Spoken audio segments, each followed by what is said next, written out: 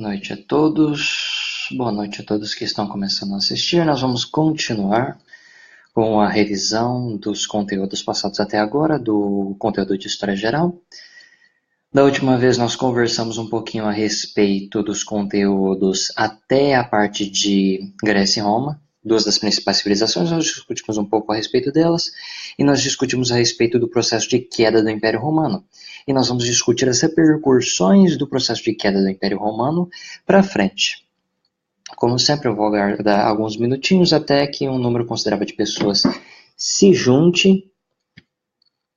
Uns 5 minutos e logo em seguida eu vou continuar. Previamente, os assuntos que nós discutimos anteriormente, nós falamos do período de pré-história, falamos da divisão entre paleolítico, mesolítico e neolítico, falamos do processo gradual de conscientização dos seres humanos, do aumento gradual de capacidade refletiva, de capacidade imaginativa, de reflexão, de aplicação de conhecimentos dos seres humanos. Falamos do desenvolvimento da escrita, das civilizações egípcias, das civilizações babilônicas, mesopotâmicas, perdão. Babilônia é só uma das sociedades que constituíram a Mesopotâmia. Falamos dos vários povos que constituíram a Mesopotâmia, falamos dos sumérios, dos acádios, dos babilônios, dos assírios, dos caldeus, dos persas. Falamos das civilizações grega, das civilizações romana, falamos um pouquinho a respeito de algumas influências que as civilizações greco-romanas sofreram ao longo da sua existência.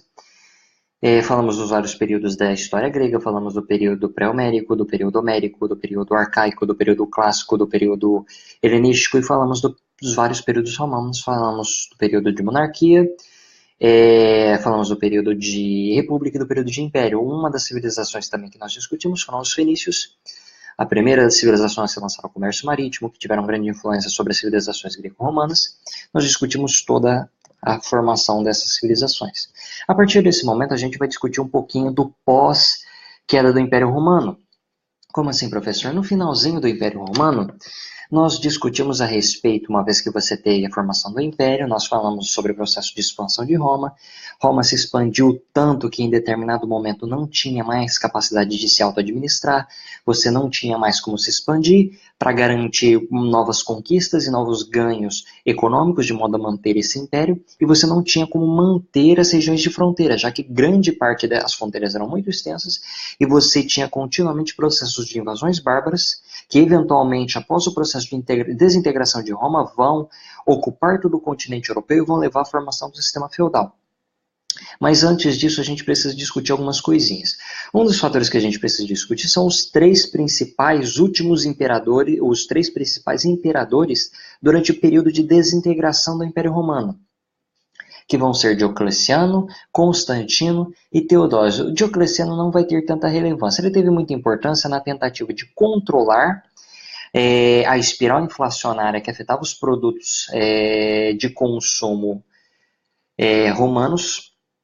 Você vai ter o estabelecimento da lei da utilidade pública, que é a tentativa de distribuir terras entre as populações comuns de modo a estimular a produção agrícola, e a lei do preço máximo, que é a lei que estabeleceu um preço máximo a ser cobrado pelo trigo e por outros produtos de alimentação, de uma certa maneira tentar controlar a espiral inflacionária que o Império Romano enfrentava. Diocleciano não vai ter tanto destaque, mas Constantino e Teodósio vão. Constantino por duas coisinhas. Constantino estabeleceu a criação da cidade de Constantinopla. Professor, Constantinopla, eu já ouvi falar, é a cidade lá na Turquia? Sim. Constantinopla foi estabelecida com a ideia de ser a capital do Império Romano no Oriente. Constantinopla seria como se fosse uma arca, preservar todas as ideias do Império Romano, todo o aspecto político, econômico, sociocultural, de modo a que você, caso houvesse a queda do Império Romano no Ocidente, o Império Romano, de certa maneira, continuaria existindo no Oriente. Constantinopla foi estabelecida primeiramente por Constantino. Constantino não realizou o processo de divisão oficial entre Império Romano do Ocidente e Império Romano do Oriente. Quem vai fazer isso vai ser Teodósio. Mas Constantino foi responsável estabelecimento da construção da cidade de Constantinopla. Eram bárbaros que dominaram os povos, também possuem influência, foram seus influentes de Roma que foram para o campo. Os senhores feudais, eu vou abordar isso daqui a algum instantinho, a gente só vai discutir um pouquinho sobre o Império Bizantino primeiro, mas os senhores feudais nada mais vão ser do que os guerreiros de maior destaque dentre esses povos bárbaros que vão invadir o continente europeu, os senhores feudais vão ser nada mais nada menos que os líderes desses povos bárbaros que vão ocupar o continente europeu após você ter a desintegração do Império Romano. Mas isso a gente vai discutir daqui a pouquinho. Pessoas dos grupos nobres que foram para o campo, ocuparam posições de destaque dentro do novo contexto político, econômico e sociocultural na Europa, não. Esses povos não tiveram nenhum destaque. Os únicos grupos de maior destaque em Roma que vão ter uma certa posição de destaque político, econômico, sociocultural, vão ser os grupos da Igreja Católica. Por quê? Porque nós vamos comentar que a Igreja Católica vai ser a única instituição romana que vai sobreviver à queda do Império Romano. Mas voltando para o Império Bizantino, na verdade voltando para os últimos imperadores do Império Romano. Então você vai ter Diocleciano, que vai tentar conter esse processo de queda do Império Romano. Você vai ter Constantino, que vai construir Constantinopla, vai ordenar a construção de Constantinopla como um modo de garantir a sobrevivência da cultura, da sociedade romana. E você vai ter uma outra política de Constantino muito importante, que vai ser a política do colonato. Eu já atormentei todo mundo aqui falando o que é o colonato, o que é o colonato, porque o colonato é uma política de grande importância para sedimentar as ideias que mais tarde vão formar o feudalismo. O que é o colonato? O colonato nada mais é do que a migração forçada da população do ambiente urbano para o campo. É a migração forçada da cidade para o campo. Por quê? Porque você vai ter nesse período um inchaço populacional muito grande. Você vai ter muita gente concentrada nas cidades. Como você tem muita gente concentrada nas cidades, você não tem capacidade de fornecer moradia, alimentação, saneamento básico, condições dignas de sobrevivência no ambiente urbano, e você não tem ninguém no campo. Se você não tem ninguém no campo, você não tem ninguém produzindo alimento. Se você não tem ninguém produzindo alimento, o preço, a disponibilidade desses alimentos é baixíssima e o preço deles é altíssimo. Se o preço deles é altíssimo, o governo tem que gastar para conter esse aumento de preço e conter esse processo inflacionário. E o governo gastando, ele tem que exigir tributos da população. E ele exigindo tributos de uma população já empobrecida, ele irrita a população. E isso vai continuando, e vai ser um dos principais fatores que vai levar a queda do Império Romano, associado à sua grande extensão territorial, que impede que seja governado com eficiência, e os contínuos processos de invasões bárbaros. O colonato vai ser a política que vai obrigar as pessoas pro campo e vai estabelecer a ideia de servidão, a ideia de você ser um indivíduo que vive num ambiente rural, que existe única e exclusivamente para a produção agrícola e que parte dessa produção vai ser escoada para outra pessoa. Você vai permanecer com parte dessa produção, mas uma grande quantidade dela vai ser escoada para outros indivíduos e você vai ser mantido lá em função da sua necessidade de produção para sobrevivência e do medo de repressão militar que muitas vezes vai ser estabelecida pelo governo de Roma, e mais tarde, uma vez que você tiver o processo de invasões dos povos bárbaros, vai ser estabelecido por esses guerreiros bárbaros. Essa opressão militar que vai se unir a essa política do colonato com outras características da cultura bárbara e vai formar a ideia do feudalismo, vai voltar um modo de produção feudal. E você vai ter Teodósio, que vai ser um dos últimos imperadores de Roma. Teodósio vai estabelecer o processo de divisão oficial entre Império Romano do Ocidente e Império Romano do Oriente. Eu vou oficializar Constantinopla como sendo a capital do Império Romano do Oriente e Roma como a capital do Império Romano do Ocidente. Se um cai, o outro permanece. Teodósio também vai oficializar a fé cristã como sendo vai oficializar o cristianismo como sendo a religião oficial do Estado romano e vai a partir daí começar a formar a Igreja Católica. Ele vai sedimentar as bases do que a Igreja Católica vai ser no período da Idade Média. A Igreja Católica vai ter tempo suficiente para crescer e se desenvolver de modo a que vai ser a única instituição, dentre todas as outras instituições políticas, econômicas, socioculturais, que vai sobreviver à queda do Império Romano e vai se unir à ideia do colonato, se unir às ideias da cultura dos povos bárbaros e vai formar todo esse conceito do sistema feudal. O Império Bizantino, o que é importante você saber dele? Nada mais é do que uma continuidade do Império Romano do Ocidente. Você vai ter basicamente as mesmas ideias dentro da política, da economia, da sociedade, da cultura, vão ser essencialmente romanas, com um destaque para o desenvolvimento do corpus juris civilis, que vai ser novos conceitos dentro da ideia do direito, dentro da ideia da administração política, da advocacia, da parte de legislação, juizado, todo aspecto em torno da ideia do direito vai se desenvolver muito em função do corpus juris civilis.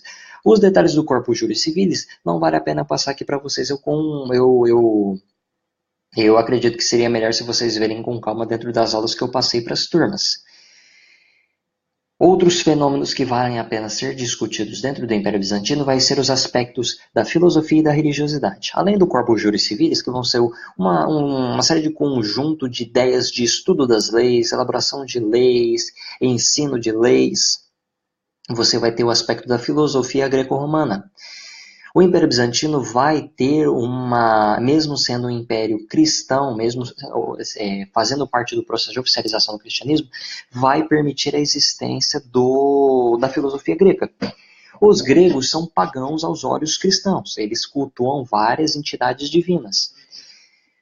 Mas a ideia da filosofia vai ser muito bem-vinda nas discussões de religiosidade. Muitas das ideias, das doutrinas, dos aspectos filosóficos da religião cristã vão ser desenvolvidas em função disso. As ideias das discussões a respeito de divindade, o que é a divindade, qual o papel do homem dentro da divindade, a respeito do monofisismo, da idolatria de imagens, da iconoclastia, vão ser muito importantes para como o cristianismo vai se desenvolver e vai tomar a forma como nós conhecemos hoje. E um dos elementos principais, como eu já citei, vai ser a iconoclastia. O que é a iconoclastia, professor? É a ausência do culto a imagens. Você não cultua imagens sagradas, você não cultua a figura de Jesus Cristo, a figura dos santos, e você não tem reproduções artísticas de elementos religiosos. Você não reproduz a figura de profetas, você não reproduz a figura de apóstolos, você não reproduz a figura de Deus, a figura de Jesus Cristo.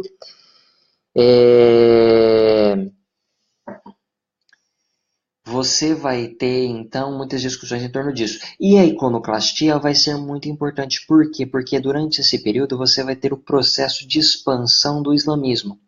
O islamismo eu não vou entrar em detalhes porque eu já tenho toda uma aula que eu dei, inclusive aqui, uma live que eu discuti especificamente todos os aspectos do islamismo. Mas a importância deles é inegável no que diz respeito ao processo de expansão do mundo islâmico. Uma vez que Maomé vai se estabelecer, vai conquistar seguidores, uma vez que ele conquistar seu espaço dentro do Oriente Médio, você vai ter um processo de expansão. E esse processo de expansão vai chegar ao Império Bizantino. E um dos elementos da cultura islâmica é a iconoclastia. Tanto que você tem um problema imenso, que todo mundo fica louco a partir do momento que alguém quer desenhar Maomé ou outras figuras de divindades dentro do islamismo. A iconoclastia vai surgir dentro do quadro desses processos de expansão islâmica. E a iconoclastia vai representar um processo de divisão muito importante que vai acontecer dentro do Império Bizantino, que vai ser o chamado Cisma do Oriente. Na tentativa de apaziguar esses processos de expansão islâmica e pressões islâmicas em cima do Império Bizantino, você vai desenvolver o processo de divisão entre Igreja Católica Apostólica Romana, que vai ser a que vai continuar vigorando no Ocidente, na Europa, e você vai ter a Igreja Católica Ortodoxa Grega, que vai ser a que vai ser adotada pelos povos bizantinos. Qual que é a diferença, professor? Católica Apostólica Romana continua cultuando a imagem, eu continuo tendo a imagem de Cristo na cruz, eu continuo tendo a reprodução divina, eu continuo tendo as pinturas dos apóstolos, as reproduções artísticas dos apóstolos. A ortodoxa grega não tem absolutamente nada disso. Mesmo assim, você vai ter contínuos processos de pressões desses povos muçulmanos e você vai ter, eventualmente, a ocupação dos povos muçulmanos no Império Bizantino. Os muçulmanos vão, eventualmente, ocupar Constantinopla e ocupar todo o Império Bizantino. Isso vai muito, muito, muito tempo. Inclusive, o processo de avanço dos povos islâmicos vai, eventualmente, levar a um negócio chamado cruzadas. E com isso nós entramos dentro do conceito de feudalismo. Como eu já falei para vocês, você vai ter o colonato, que vai ser um dos elementos principais que vai levar à formação do feudalismo. Você vai ter a Igreja Católica surgindo como instituição no finalzinho do Império Romano e continuando a existir. E você vai ter um outro fator que vai ser a invasão desses povos bárbaros. Um dos elementos desses povos bárbaros que vai ser muito importante para o sistema feudal vai ser o chamado comitatus. O comitatus nada mais vai ser do que a cultura de lealdade de alianças militares entre os grandes líderes militares e os líderes militares menores. Vai ser o sistema na qual líderes militares de menor destaque juram lealdade e fidelidade a líderes militares de maior destaque. Vai ser a formação de alianças militares na qual grandes e pequenos líderes militares juram lealdade e se auxiliam em momentos de dificuldade. O comitatus nada mais vai ser do que o sistema que vai levar à formação de uma coisinha chamada suzerania e vassalagem, que nada mais é do que eu sou um guerreiro militar ferrado, eu sou um cara fudido, eu tenho grandes extensões territoriais, eu tenho já um exército bem estabelecido, eu tenho influência política, e eu tenho vários guerreiros. Cada um desses guerreiros vai jurar lealdade a mim. Eles juram lealdade a mim e eu auxilio eles. Muitas vezes eu concedo territórios, eu concedo influência política, e eles vão jurar lealdade a mim. Eu garanto benefícios a eles e eles continuam me auxiliando militarmente, que vai ser o que vai se desenvolver na Europa. Na Europa vai ter um pouquinho de diferença. Por quê? O vassalo vai ser o senhor feudal militar de grande destaque. Ele vai distribuir terras entre os seus melhores guerreiros, geralmente no entorno de suas propriedades, de modo que, de maneira inconsciente, ele defenda os próprios territórios. Ele divide terras entre os seus melhores guerreiros e cada um desses guerreiros vai controlar esse território e cada um vai se tornar seu próprio senhor feudal. E muitas vezes esses senhores feudais, esses vassalos de um suzerano, vão ter seus guerreiros, vão distribuir terras entre esses guerreiros, e esses guerreiros vão tornar-se vassalos desse suzerano. E esse suzerano vai ser vassalo de um outro suzerano. E isso vai crescendo, crescendo, crescendo, e se tornando de uma maneira tão intensa que vai levar a Europa inteira a ser consumida por esse sistema feudal, em função da junção do comitatus, do colonato e da Igreja Católica. Beleza, professor, mas qual que vai ser a importância da Igreja Católica? A Igreja Católica vai ter uma importância muito grande, porque muitos dos líderes tribais bárbaros vão se converter ao cristianismo. E esse processo de conversão ao cristianismo é o que vai começar, muitas vezes, esse processo de feudalização do continente europeu. O primeiro líder tribal bárbaro que vai se converter ao cristianismo vai ser Clovis o Meroveu. Clovis o Meroveu, líder dos francos, vai se converter ao cristianismo, e a partir do momento que ele se converte ao cristianismo, você vai ter a Igreja Católica começa a desenvolver ainda mais seu poder. Não só começa a desenvolver seu poder militar, porque agora ela tem um exército particular, mas começa também a desenvolver seu poder econômico, seu poder político. E o fato desses líderes tribais começarem a se converter ao cristianismo de vários pontos do continente europeu, a religiosidade, a ideia do cristianismo, dá uma ideia de unidade a todo mundo. Porque por mais que eu tenha um sistema feudal na qual eu não tenha uma unidade política central, não tenho um país, eu não tenho um líder político único, eu tenho um sistema político fragmentado, cada um desses feudos tem sua própria organização política, mas a ideia da religiosidade une todos esses povos, dá uma ideia de união, e isso vai começar, essa ideia de união, de irmandade, vai se iniciar com esse processo de conversão desses líderes bárbaros ao cristianismo.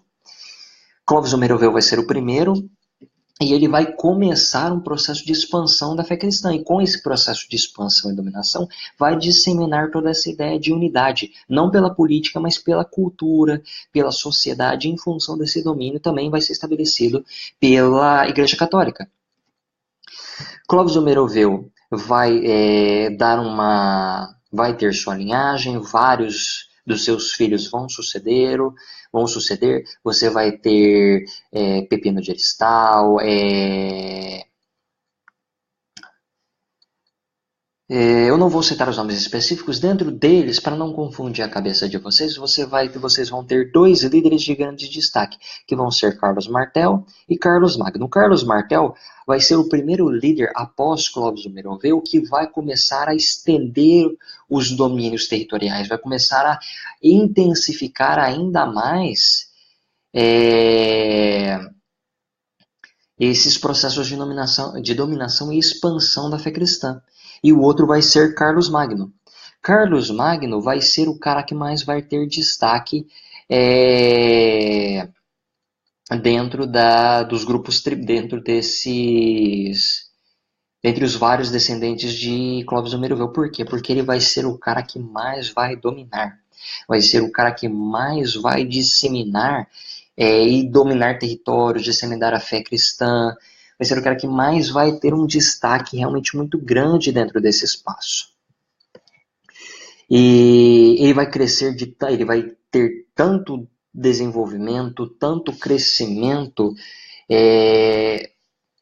dentro desse espaço que ele vai ser coroado imperador pelo Papa. Vai dar início ao surgimento de uma nova dinastia dentro do continente europeu, que vai ser a dinastia carolíngia, que já havia sido começado com Carlos Martel. O filho de Carlos Magno, Luís o Piedoso, não vai ter tanto sucesso. Por quê? Porque ele estava mais interessado em questões religiosas, teológicas. Ele não tinha a mesma capacidade administrativa que o pai teve. Então, os filhos de Luís o Piedoso, netos de Carlos Magno, vão se unir, que serão 3 filhos, vão se rebelar contra o pai, pegar as terras do pai e, através do Tratado de Verdun, vão dividir os territórios de Carlos Magno em 3. Uma vez que você tem esse processo de divisão desses territórios em 3, você vai ter a intensificação do sistema feudal. Por quê? Porque o sistema feudal, até esse momento, você tem esse processo de expansionismo dos descendentes de Clovis o Meroveu. Mas você não tem ainda, como eu falei para vocês, aquele processo de distribuição de terras entre os melhores guerreiros. Eu tenho Clovis o Meroveu. Eu tenho Carlos Magno, eu tenho Carlos Martel. Carlos Martel, Carlos Magno. Carlos Magno vai ser o indivíduo que vai popularizar o processo de distribuição de terras entre os melhores guerreiros. Vai ser um dos primeiros indivíduos a realmente juntar os seus melhores guerreiros. Meus cavaleiros, venham aqui ao meu entorno. Eu vou dividir terras entre vocês. Cada um vai ter um território. E esses territórios eram todos no entorno de suas terras. Então, de maneira intencional, de maneira inconsciente, você defende seus próprios territórios. Cada um desses territórios vai ser governado por um desses guerreiros. Você estabelece esse sistema de suzerania e vassalagem. E esses guerreiros, por sua vez, esses vassalos, distribuem suas terras entre os seus melhores guerreiros, entre os seus vassalos. E esses vassalos para outros vassalos, e por aí vai. E isso vai começar a tomar uma proporção muito grande. A partir do processo de divisão desses territórios em 3, você vai ter a intensificação de tudo isso.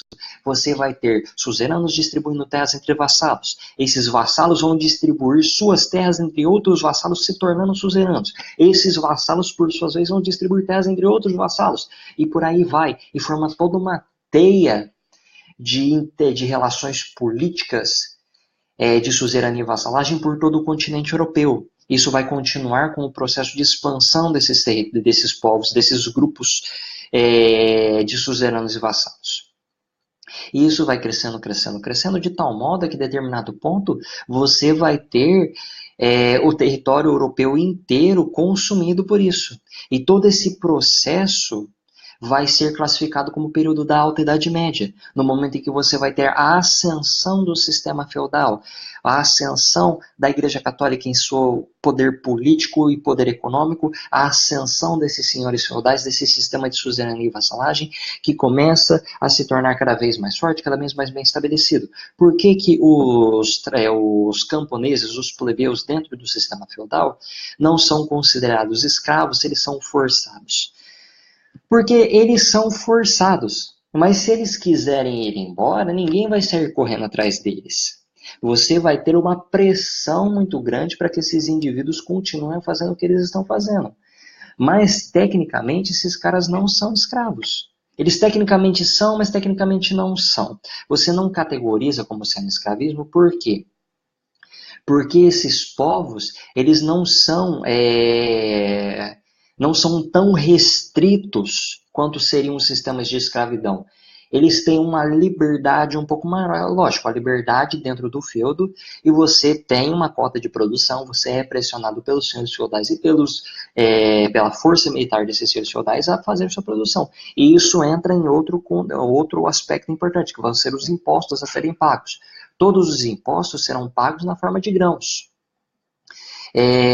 Você vai ter vários tipos de impostos. Você vai ter a corvéia, a mão morta, a banalidades, que serão impostos pagos, que serão os trabalhos realizados no manso senhorial, porque dentro do feudo você vai ter os chamados mansos, o manso senhorial e o manso servil.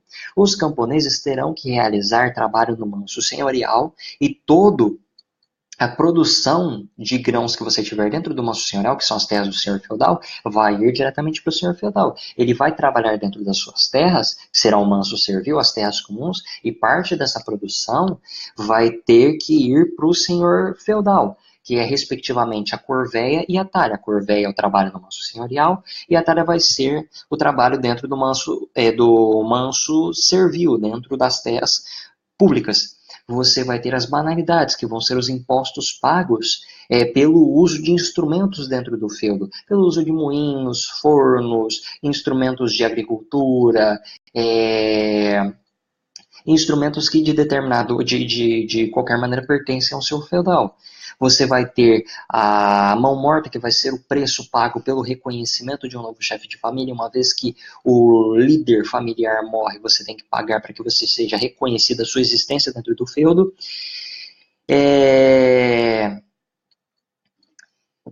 E você vai ter outros impostos além desses, mas esses são alguns dos principais. Como que vai ser pago, professor? Na forma de grãos. Eles vão determinar uma quantidade de produção agrícola que você contribuiu, vão separar isso e vão pegar e vai ser escoado para o senhor feudal. Você tem o desenvolvimento do sistema feudal, uma vez que você tem todo esse processo de contínuas invasões dos povos bárbaros, você vai ter com a conversão de Clovis o Meroveu, aí você vai ter o outro líder de destaque, que vai ser o Carlos Martel, depois Carlos Magno, você vai ter a divisão desses territórios em três, você vai ter todo esse processo de estabelecimento do sistema de suzerania e vassalagem, e isso vai crescendo, vai crescendo, vai crescendo, vai crescendo, de determinado ponto até um ponto em que você não vai ter mais espaço para expandir no território do continente europeu, que vai criar um probleminha, que nos leva diretamente ao próximo assunto. Caso alguém tenha dúvida, por favor, mandem para mim, fiquem à vontade. Se eu falar alguma besteira aqui, se eu confundir algum nome com outro, por favor, também falem para mim, que eu provavelmente devo ter confundido alguma coisinha com a outra. Nos leva diretamente ao próximo assunto, que vai ser o assunto de cruzadas. Tudo bem, você tem todo esse sistema feudal crescendo, se desenvolvendo e está tudo indo muito bem. Bem no seguinte sentido, você tem uma altíssima taxa de natalidade e você tem uma altíssima taxa de mortalidade. Você tem muita gente nascendo, mas você tem muita gente morrendo. E em determinado ponto no continente europeu, você vai ter uma mudança. Você vai ter melhoras nas condições de vida, desenvolvimento de novas técnicas agrícolas, melhora nas condições climáticas, um aumento na produção agrícola, de modo a que as pessoas vão começar a morrer menos e viver mais. De modo a que você tenha um crescimento populacional exagerado, muito grande. Esse crescimento populacional vai ser tão grande que em determinado momento os feudos vão ter um crescimento populacional exagerado. Você não vai ter como manter tanta gente dentro do feudo.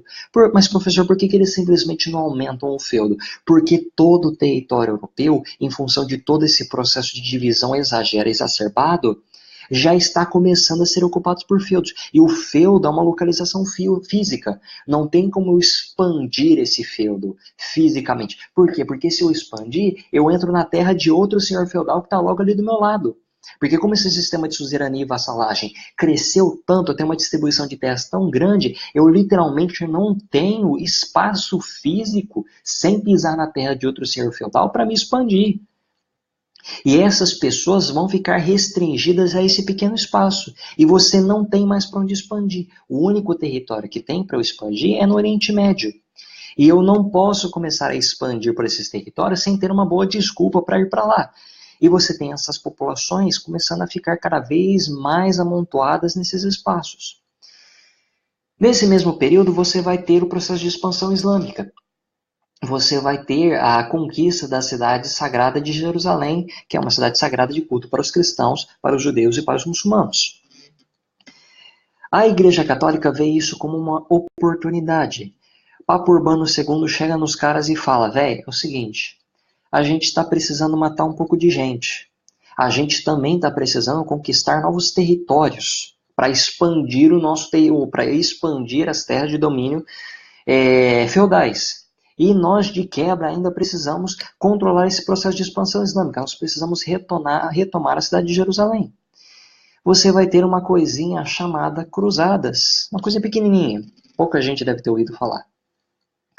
O processo de cruzadas nada mais vai ser do que uma tentativa de promover controle populacional em função de você ter um inchaço populacional muito grande no continente europeu, conquistar terras no Oriente de modo que você consiga expandir com novos feudos, porque você não tem mais espaço para expandir dentro do continente europeu, e de quebra você conquista terras, você controla esse processo de expansão do islamismo, e você conquista de volta a cidade sagrada para o seu grupo religioso. As cruzadas serão realizadas. As cruzadas serão um fracasso monumental. Por quê? Primeiramente que elas não foram bem organizadas, de modo que a maior parte dos efetivos militares dos cruzados vai fracassar. Muitos deles serão massacrados pelos grupos muçulmanos. Você vai ter pequenos sucessos, você vai ter eventualmente a reconquista da cidade de Jerusalém, mas você vai ter a perda novamente, reconquista e perda.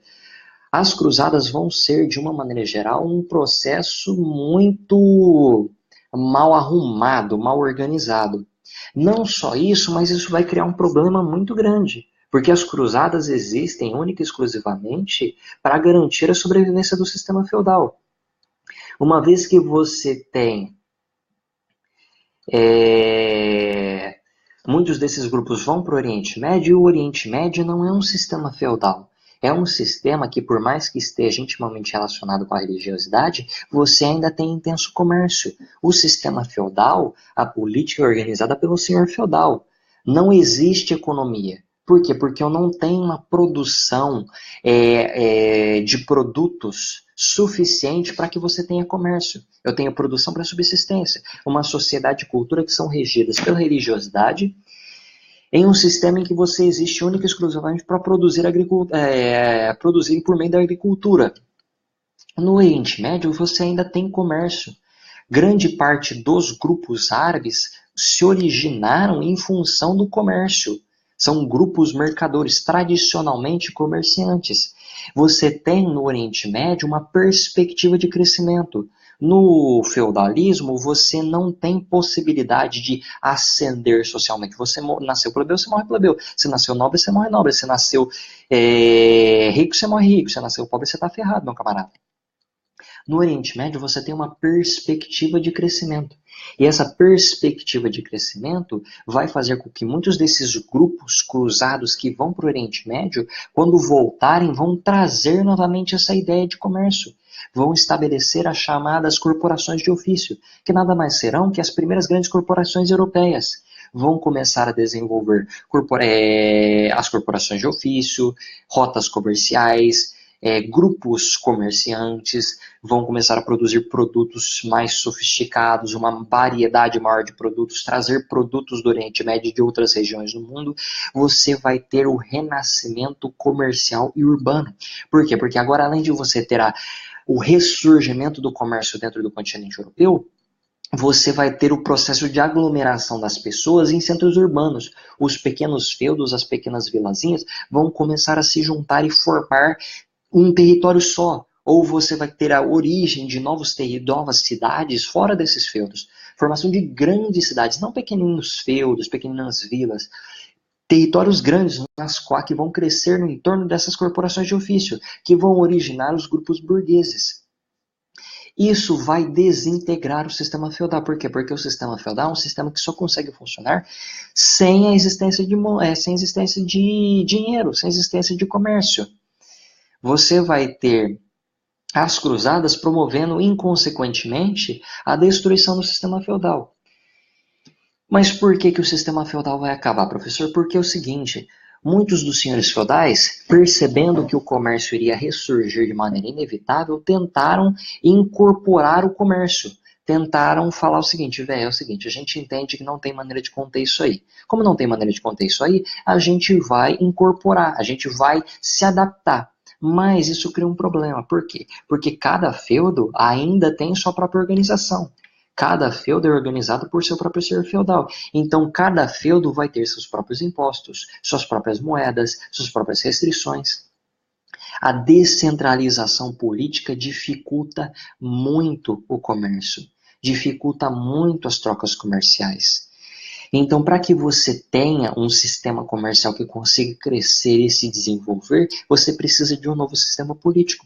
Esse novo sistema político que vai surgir, ganhar força, vai ser o chamado monarquia absolutista, na qual todo o poder vai estar concentrado nas mãos de um indivíduo só, que será o rei absolutista.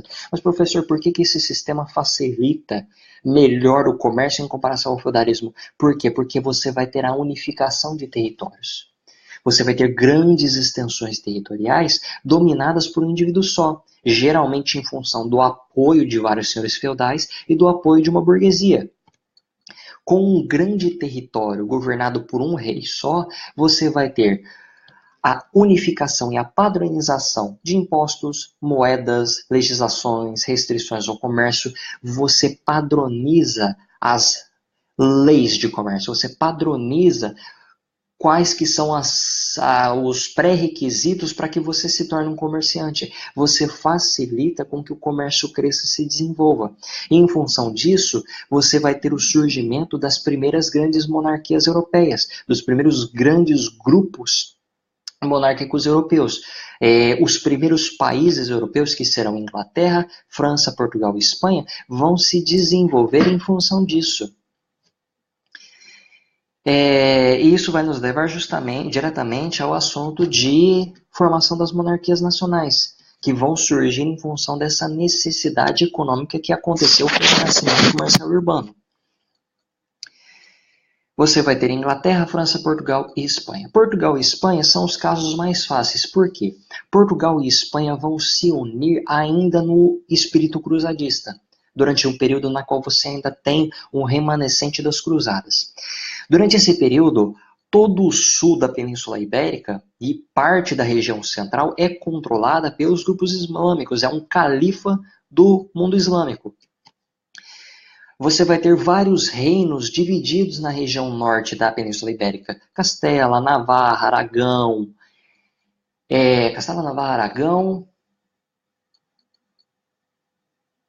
Tem outros reinos, eu esqueci de lembrar deles agora, mas você vai ter uma série de reinos, se não me engano serão 5 reinos, que vão unir Portugal e o reino da Espanha.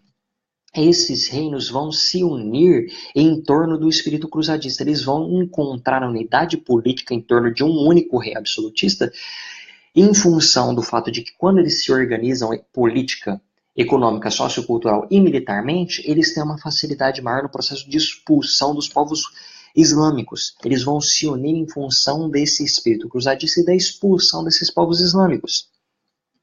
que vai acontecer e vai levar à formação de Portugal e Espanha. E Portugal e Espanha vão se centralizar politicamente e elas vão se organizar politicamente, porque Inglaterra e França vão começar a caçar guerra para tudo quanto é canto. E a gente vai ver isso daqui a pouquinho. Agora, Portugal e Espanha não. Portugal e Espanha se contiveram, começaram a se desenvolver economicamente, começaram a realizar comércio com a região norte da África, começaram a estabelecer as grandes navegações, começaram a realizar comércio com outras partes do mundo. Não buscaram confusão para tudo quanto é canto e se tornariam as maiores potências europeias. Inglaterra e França vai ser um pouquinho mais complicado. Inglaterra vai ser um período pré e pós-viking. Pré-viking, que são os povos invasores dinamarqueses, você vai ter 7 reinos totalmente divididos, constituídos ainda naquele sistema feudal, com um pouquinho mais de centralização política do que o sistema feudal, mas ainda assim adepto a esse sistema feudal, ainda muito dividido, ainda muito dominado por esse sistema de descentralização política. Com os processos de invasões viking, você vai ter o processo de centralização política em torno de uma figura política só, que vai ser Guilherme Conquistador. Guilherme Conquistador, que vai ser o rei viking, o rei dos dinamarqueses, vai invadir a Inglaterra e vai unir todos os seus guerreiros e os senhores feudais ingleses no seu entorno. Esses senhores feudais passaram a ser conhecidos como barões, que nada mais serão do que senhores feudais. Você ainda tem, tecnicamente, um feudalismo dentro da Inglaterra, mas é um feudalismo mais centralizado em torno de uma figura central, em torno de uma família real central, que vai ser a família de Guilherme Conquistador. Uma vez que você tem o estabelecimento desse sistema de barões, os barões vão agir essencialmente como senhores feudais. E a partir de Guilherme Conquistador, você vai ter a ascensão de uma família real que vai se associar a Guilherme Conquistador, que vai ser a família Plantageneta. A família Plantageneta vai ter um grande destaque político dentro da Inglaterra. Por quê? Porque eles não vão só eventualmente se tornar a principal família real dentro da Inglaterra, mas eles vão possuir, além de terras e títulos de nobreza dentro da Inglaterra, títulos de nobreza na região norte da França. Esses títulos de nobreza na região do norte da França vão causar muitas confusões. Por quê? Porque vão levar a disputas contra os capetos. Os capetos nada mais são do que a família real francesa, o grupo familiar nobre que mais domina a região que mais tem destaque dentro da região da França. E você vai ter contínuos processos de disputa entre esses dois pelas regiões do norte da França. E essas disputas serão conhecidas como a Guerra dos 100 Anos. Vai ser essa disputa entre a família Plantageneta e entre a família dos Capetos. Muito bem. A família Plantageneta vai exigir tributos desses barões. Muitos tributos. Por quê? Porque elas continuam empreendendo conquistas no norte da França. Você vai ter a morte de Ricardo Coração de Leão, que vai ser o rei no período atual da Inglaterra. E a substituição, como ele não deixou herdeiros, a substituição dele por João Sem Terra, que era seu irmão e herdeiro mais próximo. Associado às gastanças realizadas pela família Plantageneta, João Sem Terra vai começar também a fazer exigências de pagamentos de impostos cada vez mais altos para que ele continue a realizar empreender conquistas militares. Isso vai deixar os barões muito irritados, porque eles estão pagando muito dinheiro para que você não tenha um investimento disso sendo realizado dentro da Inglaterra. Isso não é revertido em conquistas para a população inglesa. Muitos desses barões vão reclamar, vão ser aprisionados. Isso vai levar a um processo de revolta e rebelião dos senhores feudais, barões com João Sem Terra, vão declarar guerra a João Sem Terra, vão vencer e vão estabelecer a chamada Carta Magna. A Carta Magna nada mais vai ser, eu uso o termo nada mais vai ser muitas vezes, eu sei, eu preciso largar desse vício. A Carta Magna vai ser o mecanismo de limitação do poder do rei. O que é a Carta Magna?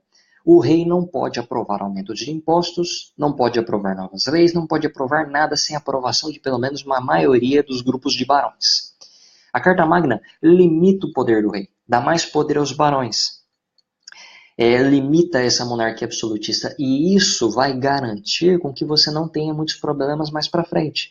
Vai garantir com que a Inglaterra consiga se organizar melhor, de modo a que mais tarde ela consiga fazer revolução industrial. Ela consiga se organizar política, econômica, socioculturalmente em função disso. Esse problema vai acontecer com a França.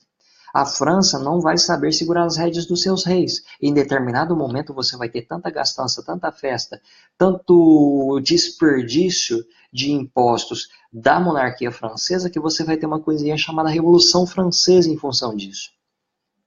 Muito bem. Uma vez que você tem o processo de estabelecimento da Carta Magna, você cria as bases para o que mais tarde vai ser a monarquia parlamentar, que vigora até os dias de hoje. O rei reina, mas não governa. Você tem um sistema político na qual quem manda é o parlamento e o primeiro-ministro. Eu vou falar sobre a França e vou finalizar porque o outro conteúdo que eu já passei já está muito próximo das últimas aulas que a gente teve. A gente teve bem recentemente, então vamos comentar um pouquinho a respeito sobre a França.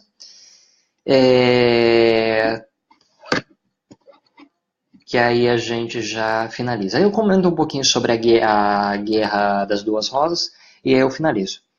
A dinastia dos Capetos vai ser a dinastia que vai vigorar no período francês. Os Capetos vão tentar centralizar a política francesa em torno de si. Um dos principais reis que vai ter um principal papel na centralização política vai ser Filipe IV Belo.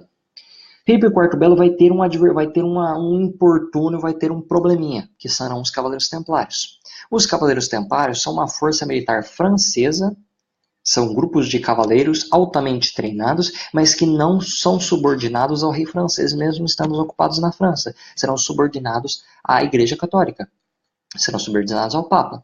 Ele queria se livrar dos grupos dos Cavaleiros Templários, de modo a limitar a influência da Igreja Católica dentro da França, de modo a não ter um efetivo militar que pudesse se opuser a ele, de modo que ele pudesse centralizar a política francesa mais em torno de si, da família dos Capetos.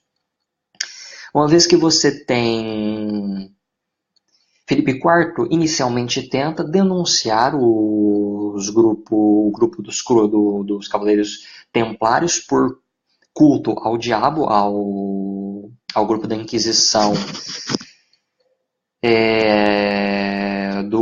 da Igreja Católica. A Igreja Católica percebe que ele está tentando ludibriar todo mundo e fala, não, velho. Então ele ataca militarmente os Cavaleiros Templários e limpa os Cavaleiros Templários e ele se opõe ele domina militarmente a Igreja Católica. Ele vai estabelecer uma coisinha chamada Cisma do Ocidente. O Cisma do Ocidente nada mais vai ser do que o estabelecimento de uma capital da Igreja Católica em Avignon, na França. Felipe IV vai chegar e falar, velho, é o seguinte, eu matei todos os templários e agora eu exerço força militar sobre a Igreja Católica. Então eu vou fazer o seguinte, eu vou trazer a Igreja Católica para mais perto sobre a minha influência em Avignon, na França. E eu vou eleger meu próprio Papa. Muitos dos grupos de cardeais na Itália, que não é Itália, porque ainda não se formou, dentro de Roma, não aceitam esse processo de divisão e vão eleger seu próprio Papa. Então você vai ter duas capitais da Igreja Católica e dois papas ao mesmo tempo, que vai caracterizar o cisma do Ocidente. E em função disso, Filipe IV conseguiu centralizar politicamente o poder em torno de si. Fora isso, nós vamos ter a Guerra dos 100 Anos, que vai ser a disputa entre a família Plantagenet e a família dos Capetos pelas regiões do norte da França. Você vai ter a morte de todos os membros da família dos Capetos, eles não deixaram herdeiros. Vai ser eleita a família dos Valois como os parentes mais próximos para ocuparem a França. E eles vão conseguir, com a ajuda de muitos movimentos que vão começar dentro da França de oposição aos grupos ingleses, um deles envolvendo Joana d'Arc, vão conseguir expulsar os grupos ingleses invasores dessas regiões do norte da França e vão conseguir centralizar mais o poder, vão conseguir organizar um governo mais unificado dentro da França.